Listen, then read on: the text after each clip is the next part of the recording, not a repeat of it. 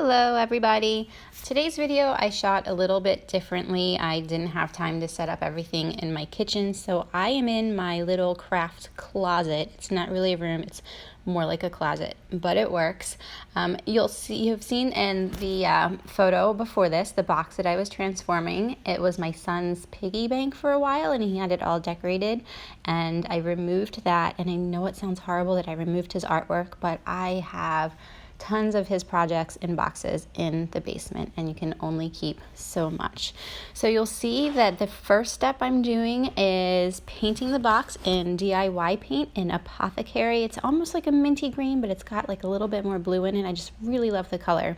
So that will be the base coat. So I'm just going to continue on. You'll see painting the box until we get at least one coat on, and we might need two because he did use some marker in the box. We'll see how that turns out.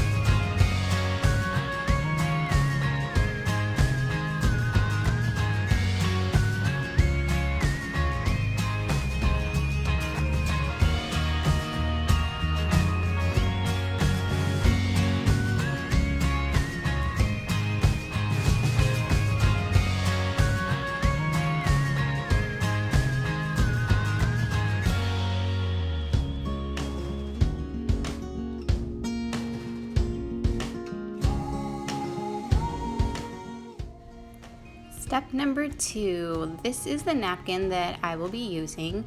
A nice floral image with some birds. It has a very nice vintage vibe, almost Victorian look to it. I just really love it. This particular napkin is 3-ply, so you'll see that I am removing the other layers. I only need the top part. I think some napkins might be 2-ply, but always make sure you get those extra layers off. And then what I will be doing is tearing the napkin around each image and putting them into little groups so that I am ready to glue them onto my box when it is all dry. I did only need one coat on the box for the most part, and I just put a little bit of extra paint on the areas that had marker, and it still may bleed through. We'll just have to find out and then go from there. So the napkin is all ready.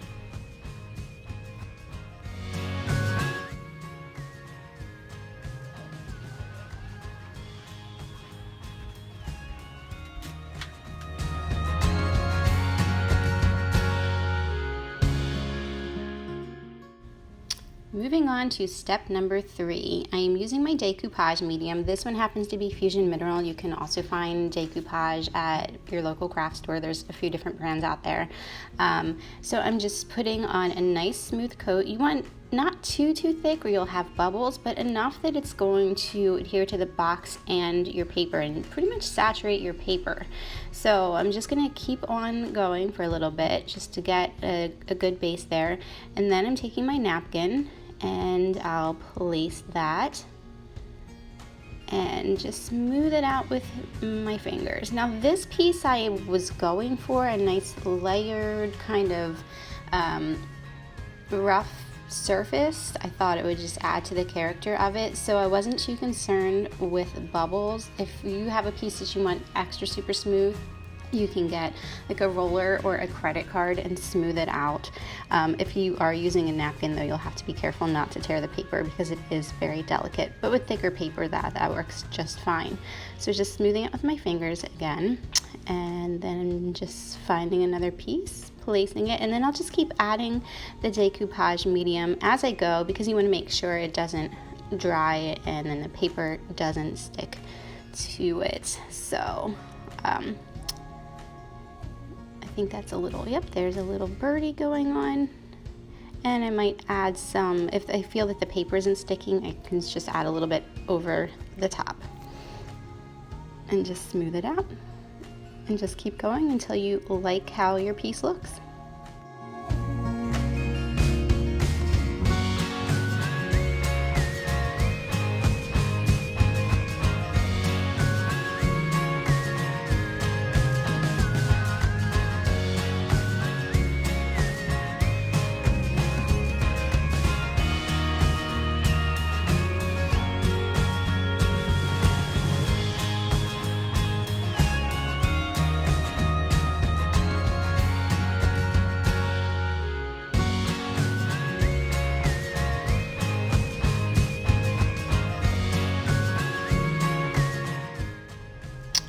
Okay, I think we're in step number 4. I've let the box dry just a little bit, and I'm taking a fine grit sandpaper, I believe this is 220, and just smoothing out the edges a little bit to blend it into the box more. Sometimes I didn't get as close to the image as I wanted with the napkin, so there's just too much white there, so I'm just sanding that off lightly, and sometimes I'll go over the image itself if I want it to look a bit more distressed.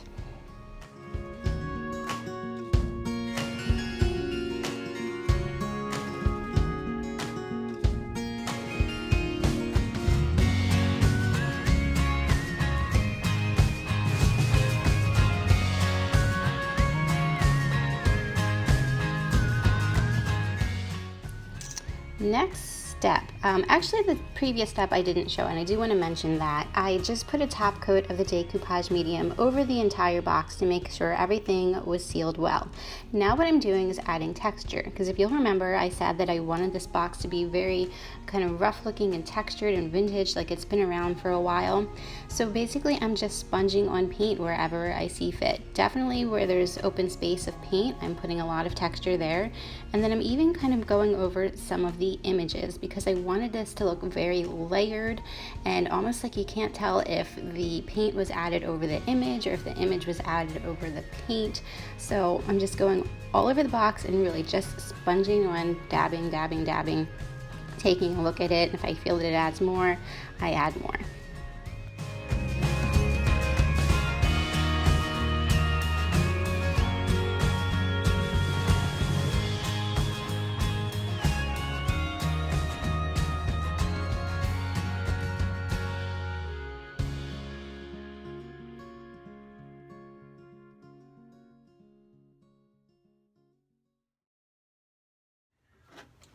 In the previous image, you saw what the box looked like after I sponged on the paint. Now what I'm doing is taking a razor and just slicing between the lid and the box to get through the paint and the decoupage images. So we have a nice clean line and it opens nicely. Now, I didn't do a perfect job on that. I thought I knew where the split was and I was a little bit wrong here and there, but you really can't tell, and it just adds to that vintage character. And remember, always slice away from yourself. Let's not have any injuries here. In the picture in the beginning with the supplies, I didn't show the wax. I decided to add that afterwards. What I'm using is just a clear wax, and I'm going to put that over the entire box. That'll, of course, help seal it a little bit more, even though I do have that top coat of decoupage medium.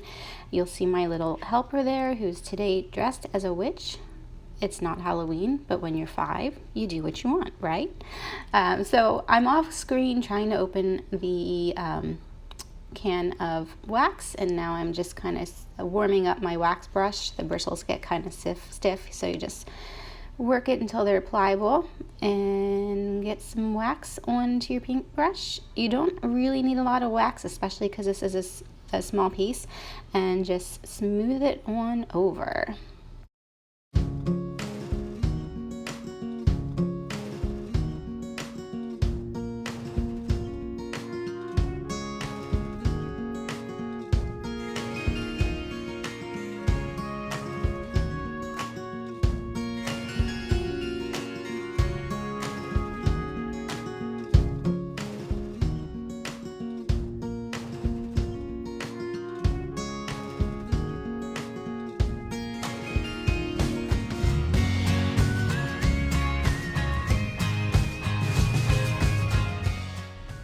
All right, now that the first coat of clear wax has been applied, I'm just taking a rag and buffing it out and removing any excess. Lint-free rags are the best to use.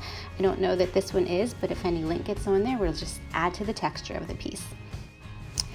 Again, I did not show this in the supply list. This was just a last minute decision. This is some espresso wax. You could use really any darker colored wax. I just wanted to age the piece a bit more, so I'm dabbing my rag in, the same one I used to buff out the clear wax, adding it around the corners and just kind of over the image wherever I see fit, and then rubbing it off.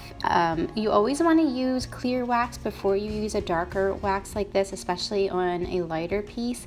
It gives you a little more wiggle room. Like if you add too much of the dark and you're like, oh, I don't like it, you can easily wipe it off if you have that clear wax base underneath. If you just add the dark wax directly, sometimes you can't really remove it that well and you'll just muddy up your piece. So we don't want that, so always use the clear wax first.